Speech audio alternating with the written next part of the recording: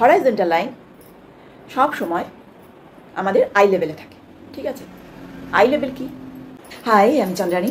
আজকে আমাদের আলোচনার বিষয় হচ্ছে পার্সপেক্টিভ। আমার পরিচয়টা দিদি, যারা পুরনো তারা তো জানোই, কিন্তু নতুনদের জন্য হাই, আমি চন্দ্রানী গুহ রায়। আমি একজন আর্ট টিচার। আমার ক্লাস হচ্ছে অফলাইন ক্লাস হচ্ছে রেখাঙ্কন ফাইন আর্ট একাডেমি। ইনস্টাগ্রামে আমি জিআর চন্দ্রানী, আর ফেসবুকে হচ্ছে চন্দ্রানী আর্ট, ইউটিউবে হচ্ছে চন্দ্রানী আর্ট ক্লাস। এবার চলো আলোচনার বিষয়ে আসা যাক। হরাইজন্টাল লাইন বা দিগন্ত রেখা সবসময় আমাদের আই লেভেলে হয়। এবার আই লেভেল কি? আই লেভেল হলো জমির থেকে আমাদের চোখের যে উচ্চতা, আমাদের আইয়ের যে উচ্চতা, এইটাকে বলা হচ্ছে, এই লেভেলটাকে বলা হচ্ছে আই লেভেল, ঠিক আছে? আমি যে কারণে বলছি যে আমাদের চোখের উচ্চতা, এবার আমি আকাশের দিকে তাকালাম, ওপরের দিকে পাখি দেখছি, তাহলে কি আমার আই লেভেলটা ওপরে উঠে গেল? না, আমি যখন পিঁপড়ে দেখছি তখন আমার উচ্চতাটা নিচে নেমে এলো, তা কিন্তু নয়। আই লেভেল সবসময় হরাইজন্টাল লাইনে হবে। আই লেভেল সবসময় আমাদের জমির থেকে আমার চোখের যে উচ্চতাটা, আমি চোখ ঘোরালে ওপরে উঠে যাবে, নিচে নামালে নিচে নেমে আসবে, তা কিন্তু নয়। আমার যতটা নিচের থেকে যে আমার চোখের উচ্চতাটা, সেই উচ্চতায় থাকবে হরাইজন্টাল লাইন। আমার থেকে ছোট বাচ্চা যদি তার যে আই লেভেলটা, তার চোখের যে, সে ধরো এতটা, এখানে তার চোখ, তাহলে তার আই লেভেল এখানে হবে। আমার থেকে যে লম্বা, তার চোখ যদি এখানে হয়, তার আই লেভেল এখানে হবে, জমির থেকে এইখানে।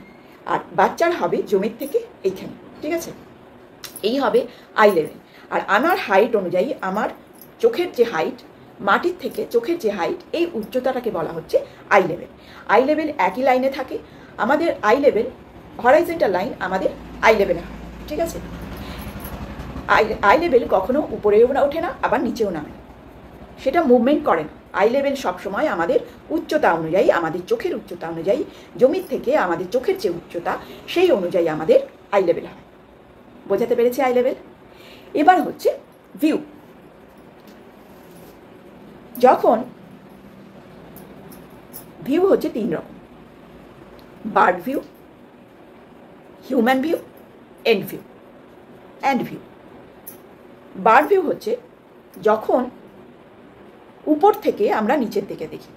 ধরো একটা পাখি যখন ওপর থেকে নিচের দিকটা দেখছে, জমিতে ধরো ঈগল একটা ইঁদুর দেখছে, বা ধরো আমরা কোনো ছাদের উপর থেকে নিচের দিকটা দেখছি, ঠিক আছে?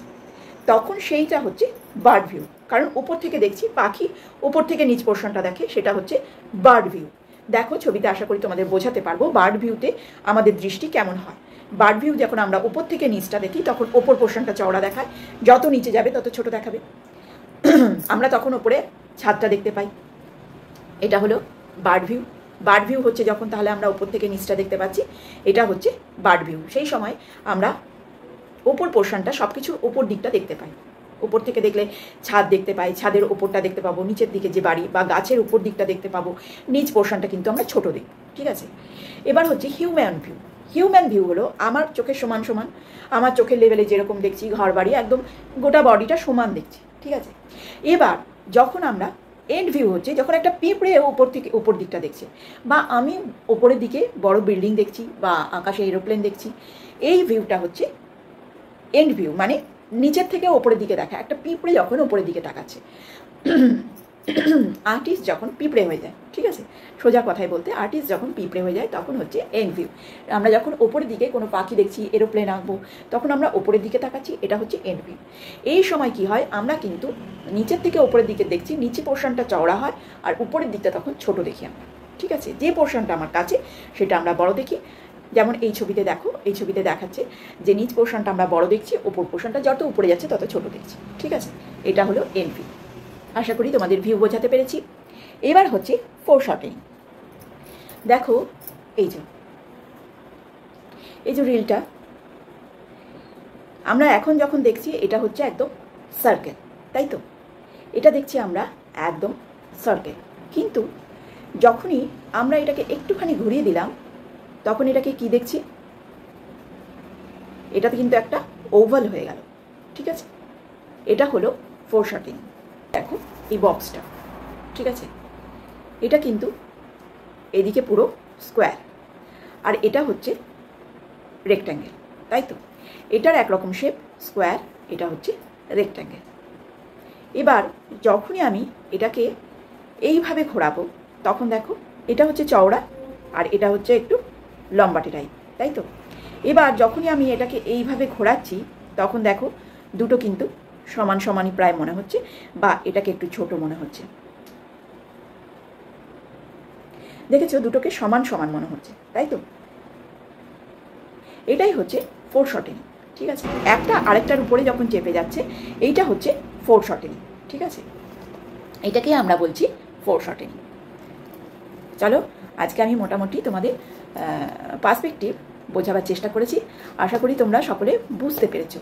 আমি আর যদি কেউ না বুঝে থাকো তাহলে অবশ্যই আমাকে কমেন্টে জানাবে, বা আমাকে ফোন নাম্বারে, এই যে হোয়াটসঅ্যাপ নাম্বার দেওয়া আছে, এই হোয়াটসঅ্যাপ নাম্বারে আমাকে মেসেজ করতে পারো। আজকের মতো এইটুকুনি। ড্রয়িংয়ের সঙ্গে থাকো, ড্রয়িংকে ভালোবাসো, আর অবশ্যই আমাকে কমেন্ট করো। তোমাদের কোনো অসুবিধা থাকলে, কিছু বুঝতে অসুবিধা হলে অবশ্যই আমাকে কমেন্ট করবে।